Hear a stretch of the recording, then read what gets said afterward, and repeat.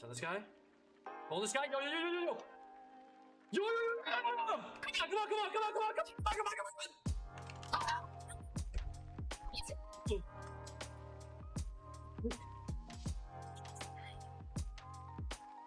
Now that's what I'm talking about. All right. So what is up, guys? So today, got a quick video for you guys on a new build that I'm messing around with, and just an idea if you guys want to have some fun and getting the biggest big damn bites you could possibly hit as a Resto Druid in the world, right? So what I'm doing here is most of my build is pretty much similar to what I was doing, but I changed a little things, and I will be changing a little more as I get more gear. But the breakdown of what I'm doing here, so legendary wise, I'm running Ult of the Elder Druid combined with the Unity, obviously, so short Heart of the Wild, short Convoke. And as for stats, going for ideally verse crit, because haste does not affect Convoke, so we don't give a damn about that. So I want to just do my best to maximize my verse and crit. Right now I'm at 39% verse, so I have the 2 set. I would ideally eventually I'm gonna have like a set that's a 4 set, and then I'm also want to have duplicates of the pieces so I can run 0 set.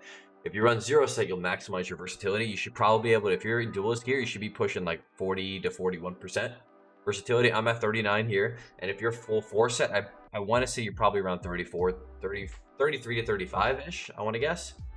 So that's where I'm at. So I'm all of my gems and enchants are all versatility just to maximize damage on that. And the crit pieces I had the crit shoulders, but I still want to work on getting the crit neck, the crit ring, and the crit weapons. So those are usually the ones I'm going to go with, and crit gloves as well on top of that. And then obviously the badge that gives crit as well. And yeah, that's it. So that's it for the gearing. So burst crit with part of the wild legendary. That's gonna be the goal. All the pieces that you could possibly get crit. Run 0 set just for max versatility. Just have some freaking fun.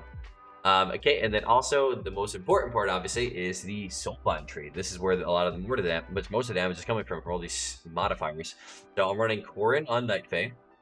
And if you guys do want this, I know I get questions all the time about how do I look this tab thing up. It's a weak aura. I have a link for it if you type in like !tab in my Twitch chat. If you want a link for it. I don't remember how it was directly. But anyway, so Convoke, obviously 33% increased damage on your Convokes. Going Carnivorous Instincts, this is the Feral Conduit, for extra 6.6% damage on your Tiger's Fury. If you guys don't know, you almost always proc Tiger's Fury. Like, I'm pretty sure it's gotta be like 95% of the time you're gonna proc a Tiger's Fury during Convoke. So that's another 21%. On top of Taste for Blood, which is 4.4% per bleed. So if you can ideally, if you can, rake and rip, and maybe you get lucky, you get a thrash during your Convoke too. That's 3 potentially. That's upward of 13% increased damage on top of that. So all those modifiers together give you the biggest damn bites. All right. And then obviously you have extra damage from the initial wild ending, so you can get 10% damage when they're above 75% health, so you can get even bigger bites. Okay. All right, so want to just show how I usually initiate this. So the only tricky part you have to be careful of is Heart of the Wild legendary. If you're not comfortable using it, you gotta know that it does not proc. Like if I'm in stealth and in the initial initiation of a game, and I come out, I press rake and then press Convoke, it doesn't proc the Heart of the Wild. You have to already be in combat. You have to already be in combat and then shift into cat form. So if I shift out of cat form right now and then shift back in while I'm in combat, and then I'll proc it. 2 ways to get around that, okay? One, if you're Night Elf, which is you could be, because yeah, you can just shift out of form. So like simply, I would what I would do is when I'll let my partner initiate combat, I would just Moonfire to get in combat, and then I would shift cat form, Shadow Melt Stun. Okay, you could do that. You can use Bash or Maim preemptively, so you could also shift out, shift in, bash, and then do it. Bash is a little weak, a little iffy though on Convokes, because if somebody is an orc, you want to ideally do with a Maim, or a Rake Stun. Well, a Rake Stun doesn't really matter. Rake and Bash are pretty much the same. But Bash is like weird because of the global. I feel like I get the worst Convokes off of Bashes because it doesn't seem like it's ever long enough. But what I've been doing a lot, this is like a little trick that you can do to trigger them in most of my games. What I do, so like let's say I'm attacking this guy, right? Maybe I'll get my rake, rip, whatever it is, and then I start running away, right? It's 6 seconds before you drop combat. Shift just before you drop combat. Now I'm out of combat. I can come in stealth, press my rake, press my convoke, and 1.8 million. But if you see, I know I did that kind of quickly there, but just to recap what I just did, I got in combat. I went around a pillar, for example. It's 6 seconds till you drop combat. You shift into cat form right before you drop combat, and then you'll be out of combat. You can go in stealth with the Heart of the Wild buff, go in and rake stun, and then convoke. So that's one option, or that's your second option. So I guess there is 3 options. The third option is to prep a meme, right? So make sure you have your combo points. Go over here. Let's say this is the healer. I'll pretend it's a Cyclone. I'm going to Cyclone him, go cat form, trigger the Heart of the Wild, meme, and then convoke, right? So that's the other option to do. And I want to just give you guys a few examples, but that's how I'm setting up in the games. So you guys have an idea. Okay, so we saw that clip already. I want to show 2 more clips of doing this. This one was so freaking cool, man. I'm so upset this didn't work out, but this was the biggest buy I got. Well, I got a 31K was the biggest one I've got so far playing this. This one was pretty close though. This was a sick game. So this is a 1v2 situation. I ended up not winning this, FYI. 1v2 against Enhanced Fury Warrior, which is extremely tough because there's so much self-healing.